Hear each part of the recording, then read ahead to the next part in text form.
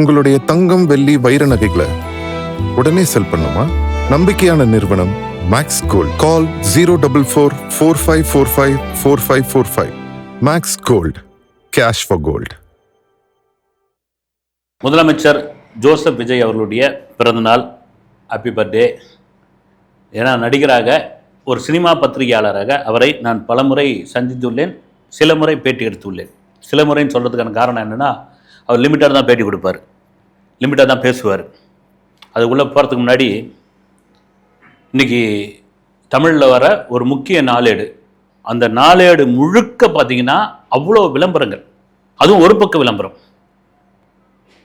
CM விஜயோடைய சிறப்பு மலரை போட்டிருக்காங்க, கிட்டத்தட்ட ஒரு 15 பக்கம்னு நினைக்கிறேன். அது தவிர மெயின் பேஜ்லேயும் ஒவ்வொரு பக்க விளம்பரம். ஒரு முழு கலர் அதாவது கலர் விளம்பரத்துக்கு, மல்டி கலர் விளம்பரத்துக்கான சார்ஜ் வந்து 5 லட்ச ரூபான்னு நினைக்கிறேன். ஒரு 4 லட்சத்தில் 5 லட்சம். நிறைய பேர் பாராட்டியிருக்காங்க, நிறைய பேர் வாழ்த்து சொல்லியிருக்காங்க. நிறைய தொழிலதிபர்கள், தொழில் நிறுவனங்கள், அவர்கள் கட்சியை சார்ந்த அமைச்சர்கள், சட்டமன்ற உறுப்பினர்கள். சொல்கிறதுக்கான காரணம் என்னென்னா, இதை வந்து ஜோசப் விஜய் அவர்கள் கடந்த ஆண்டு அவரே கூட நடித்து பார்த்துருக்க மாட்டார். நிச்சயமாக வந்து அவர் ஒரு நடிகராக இருந்தபோது அந்த படம் எப்போ அவர் நடிக்கிறாரோ அந்த படம் சம்பந்தப்பட்ட நிறுவனம் வந்து ஒரு விளம்பரம் கொடுப்பாங்க. அதிகபட்சமாக ஒரு 1/4 பேஜ் கொடுப்பாங்க. ஏன்னா சினிமா விளம்பரம் வந்து முழு பேஜ் கொடுக்கக்கூடாதுன்னு ஒரு ரூல்ஸ் கொண்டு வந்துட்டாங்க ரொம்ப நாளாக. அதுக்கு முன்னாடி ஒரு 20 வருஷத்துக்கு முன்னாடி பார்த்தீங்கன்னா பக்கம் பக்கமாக கொடுப்பாங்க. அது அப்புறமா வந்து ஒரு 1/4 பேஜுக்கு மேலே எவ்வளோ பெரிய படமாக இருந்தாலும் கொடுக்கக்கூடாது அப்படின்ட்டு ஒரு ரூல்ஸ் அண்ட் ரெகுலேஷன் கொண்டு வந்துட்டாங்க. அவ்வளோதான் இருக்கும். அப்புறமா விஜய் நற்பணி இயக்கத்தில் சில பேர் கொடுப்பாங்க வந்து. ஆனால் அரசியலுக்குள்ளே வந்த பிறகு எவ்வளோ கடுமையாக பேசினவங்க, ஏன்னா இந்த விளம்பரம் கொடுத்தவங்கலாம் ஒவ்வொருத்தராக பார்த்துக்கிட்டே இருந்தேன். அதில் பல பேர் வந்து விஜய் விமர்சனம் பண்ணவர்களும் இருக்காங்க. வந்து சிரிப்பாக இருக்குது எனக்கு. வந்து ஆட்சியும் அதிகாரம் வந்த பிறகு எப்படி மக்கள் மாறாங்க, ரைட், தேவைதான் ஏதோ ஒன்று. இதை வந்து அவர் சிஎம் விஜய் அவர்கள் மனசில் வச்சுக்கணும். ஏன்னா வச்சுக்கக்கூடியவர் அவர் எப்பவுமே ஒரு யானை மாதிரி. விஜய் அவர்கள் எதையும் மறக்க மாட்டாப்புல. ஒன்ஸ் ஒரு முறை பார்த்துட்டா அந்த ஞாபகத்தை கரெக்டாக இருக்கிறவர். ஒரு முறை ஏதோ ஒரு விஷயத்தை உள்ளே ஏற்றிட்டா எவ்வளோ நாள் ஆனாலும் சரி அது சம்மந்தமாக பேசுவாப்புல. அது எனக்கு சார்ந்த விஷயங்களே பல இருக்குது வந்து. அதெல்லாம் மீறி இன்னைக்கு ஒரு அரசியல் களத்தில் கட்சி ஆரம்பித்து 2 வருஷம். ஏன்னா புரட்சித் தலைவர் எம்ஜிஆர் அவர்கள் கூட 71 கட்சி ஆரம்பித்து அதன் பிறகு அவர் வந்து ஒரு கூட்டணி கட்சி வச்சு அதன் பிறகு எம்எல்ஏவாகி 74 தான் ஒரு முழுமையான ஒரு ஆட்சியை பிடிக்கிறார். ரொம்ப முக்கியமான ஒரு விஷயம் என்னன்னா, அவர் வந்து திமுகவிலிருந்து வந்தவர். வந்து என்டிஆர் கூட ஒரு அரசியல் பார்வையிலிருந்து வந்து தான் அதுக்கப்புறம் தான் வந்து ஒரு சினிமாக்குள்ளே வராரு. அவர் என்டிஆர் கூட வந்து ஒரு சினிமா அதை தாண்டி அரசியலுக்குள்ளே வந்து அதன் பிறகுதான் அவர் முதல்வர் ஆயிருக்காரு. ஆனால் ஒரு உச்ச நட்சத்திரம் பீக்கில் இருக்காரு. 250 கோடி சம்பளம் ஒரு படத்துக்கு ரெடியாக நிற்கிறாங்க. நான் வரேங்க அரசியலுக்குள்ள அப்படின்னு சொல்றதுக்கு ஒரு பெரிய தில்லு வேணும். வந்தாச்சு. வந்து ஜெயிச்ச பிறகு 1,70,00,000 வாக்குகள் பெற்று ஜெயிச்சிருக்காரு. 108 தொகுதிகள் அப்படின்போது அது ஒரு பெரிய புரட்சி தான்.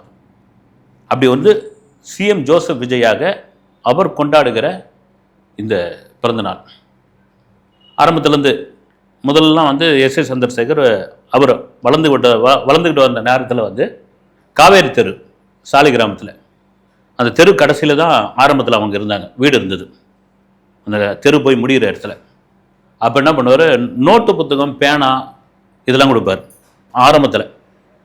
அப்புறம் கொஞ்சம் கொஞ்சமாக மாறினவுடனே அருணாச்சல ரோடு இருக்கிற சோபா கல்யாண மண்டபத்தில் ஒரு நலத்திட்ட உதவியாக பண்ணுவாங்க. ஒரு பிறந்த நாளுக்கு தான் வந்து பாலயோக்குன்னு ஒரு ஸ்கூல் ஒன்று இருக்குது சாலிகிராமத்தில். அதில் படித்தவர் தான், சென்னை சாலிகிராமத்தில் விஜய்.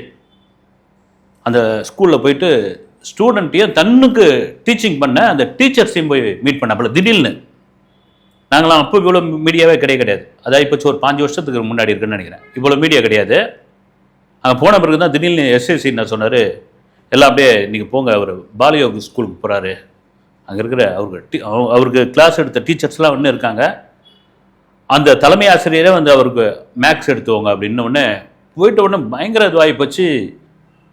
ஒரு டீச்சர் அப்படியே அழ ஆரம்பிச்சிட்டாங்க. வந்து என்னன்னா, தான் வகுப்பு மாணவன் இவ்வளோ பெரிய உயரம், அதை நான் எதிர்பார்க்கவே இல்லை.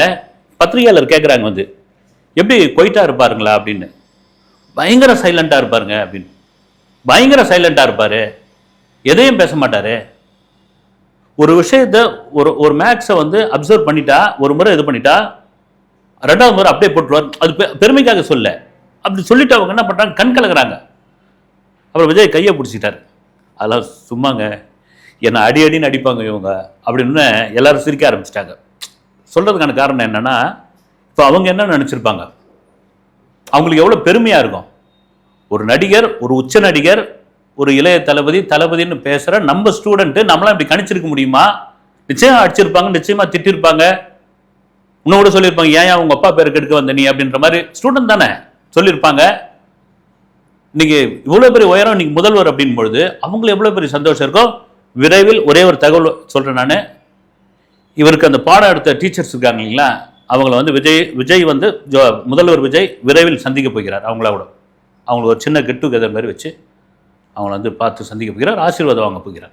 குரு இல்லைங்களா? இது சொல்றதுக்கான காரணம்னா, இப்படி பல பிறந்த நாட்களை பார்த்துருக்குறோம்.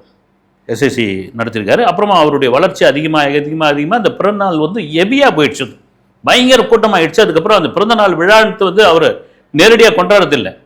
பத்திரிகையாளர் கூப்பிடுவார், சினிமா பத்திரிகையாளர் கூப்பிடுவார், அப்புறம் இந்த சாப்பாடு போடுவார், ரொம்ப இதுவாக இருப்பாப்புல. அப்போ இதே போல தான் ஒரு மூடியான டைப்பு.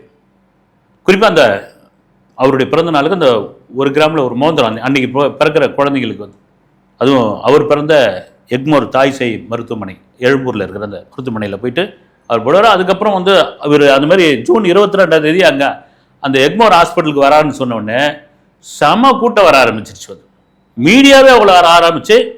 ஒரு ஜில்லா படம் சமயத்தில் நினைக்கிறேன், அந்த சமயத்தில் நடந்த அந்த பிறந்தநாள் விழாவில் தான் கட்டுக்கடங்க அந்த கூட்டம் ஹாஸ்பிட்டலுக்குள்ள, ஒரு மகளிர் மருத்துவமனைக்குள்ள, ஒரு பிரசவ வார்டுக்குள்ளெல்லாம் போயிட்டாங்க.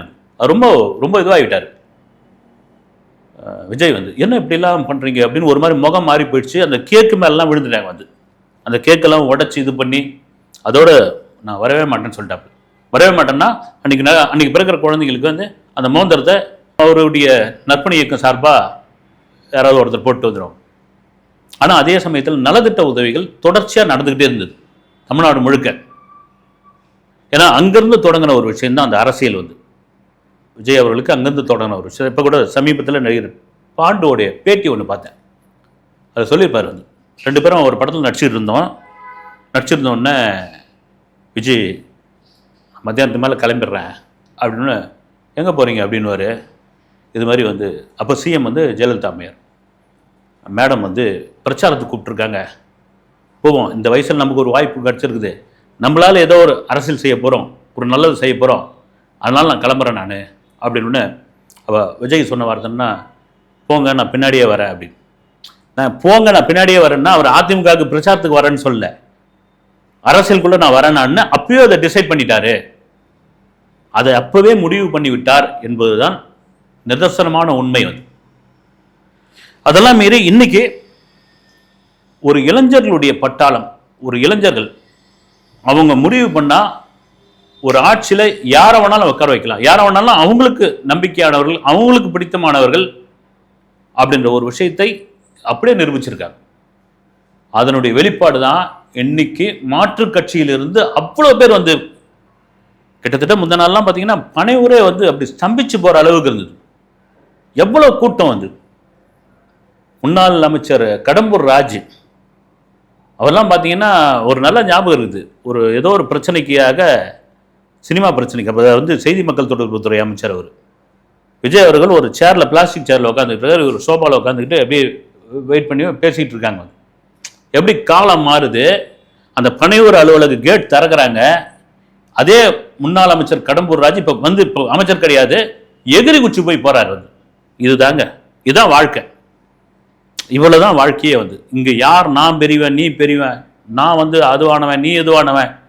நான் திரும்ப சொல்றேன், கடந்த திமுக ஆட்சியில் மக்கள் அவங்க கண்டுக்கவே இல்லை. திரும்பவும் நாம தான் 5 வருஷத்துக்கு வரப்போறோம் அப்படின்றதுக்காக மக்களை துச்சமா மதிச்சாங்க வந்து.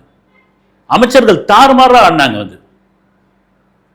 நீங்க உண்மையிலே சிறப்பான இது முதல்வருடைய, அப்பொழுதைய முதல்வர் ஸ்டாலின் அவர்களுடைய காதுக்கு எந்த விவகாரத்தையும் கொண்டுமாவே இல்லை நம்ம கேள்விப்பட்ட வரைக்கும். ஒரு மாதிரி என்ன நினைச்சிட்டாங்க, இவங்க தானையா திரும்ப நமக்கு தான் ஓட்டு போட போறாங்க. யாரு இருக்காங்க இங்க? இல்லைன்னா அதிமுக வரட்டும். அதிமுக வந்துட்டா 2 பேரும் யாரோ ஒருத்தர், திமுக அதிமுக. இப்ப விஜய் வந்தது என்னன்னா தாங்க முடியல 2 பேருக்குமே. RS பாரதி அவர்கள் சொல்லியிருக்காரு பாருங்க, என்ன அதிமுக என்ன தீண்டத்தகாத கட்சி என்ன? தீண்டத்தகாத கட்சி என்ன? அப்படி அவங்க கூட கூட்டணி வச்சுக்கிட்டா என்ன தப்பு? வந்தாச்சு பாருங்க, பூனைக்குட்டி வெளியே வந்தாச்சு. இததான் கம்யூனிஸ்டுகள் சொல்றாங்க. இவ்வளவு காலம் இது தெரியாம இந்த கூட்டணிக்குள்ள நாங்க இருந்துட்டோம். காங்கிரஸும் அதான் சொல்றாங்க, விடுதலை சிறுத்தைகளும் அதான் சொல்றாங்க. எங்களை தேர்தல் சமயத்தில் கூப்பிடுறது ஒரு 5 சீட்டு கொடுக்கறது, 4 சீட்டு கொடுக்கறது, ஜெயிச்ச பிறகு பக்கத்தில் வச்சுக்கிறது, அவ்வளவுதான். மீறி போனா ஏதோ ஒரு வாரியம், ஏதோ ஒரு ஒன்றியம் கொடுக்கறது, ஏதோ ஒரு நல வாரியத்தை கொடுக்கறது. மற்றபடி ஆட்சியில் அவங்க எந்த அதிகாரத்தில் கொடுக்கவே மாட்டாங்க. இன்னைக்கு ஆட்சி அதிகாரத்தில் நாங்க இருக்கிறோம். கம்யூனிஸ்டுகள் இல்ல, காங்கிரஸ் இருக்காங்க, விசிகா இருக்கிறாங்க. விசிகால ஒரு அமைச்சர் இருக்காரு. எங்களுக்கு நீங்க வச்சு பேசுவீங்கல்ல, தலித் அரசியல் பேசுவீங்க, ஒடுக்கப்பட்ட அரசியல் பேசுவீங்க, ஆனால் எங்களை ஆட்சி அதிகாரத்துக்குள்ள கொண்டு வர மாட்டீங்க. இன்னைக்கு வந்த ஒரு கட்சி எங்களுக்கு கூப்பிட்டுருக்கு அப்படின்னா, கொடுத்துருக்கு அப்படின்னா, அது வரவேற்கக்கூடிய விஷயம் தான். அது இன்னைக்கு இந்திய கம்யூனிஸ்டுடைய ஒரு முக்கிய தலைவர் தோழர் மகேந்திரன், அவர் தாவேகாவுக்குள்ள வந்துட்டாருன்னா, அவர் எனக்கு நீண்ட கால பழக்கம். 95, 96 தாமரைன்னு ஒரு பத்திரிகை வந்துட்டு இருந்தது, கம்யூனிஸ்ட் கட்சி. அதில் நானுடைய சிறுகதைகள் கவிதைகள்லாம் கொடுப்பேன். அதுக்கு இன்சார்ஜ் இவர் தான். அதை செலக்ட் பண்ணுறவர் கவிதையை செலக்ட் பண்ணுறது கவிதா பாரதி அவர்கள்.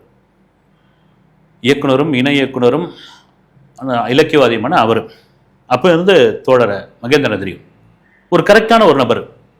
அவர் தாவேகாவுக்குள்ள வந்ததுல என்ன தப்பு?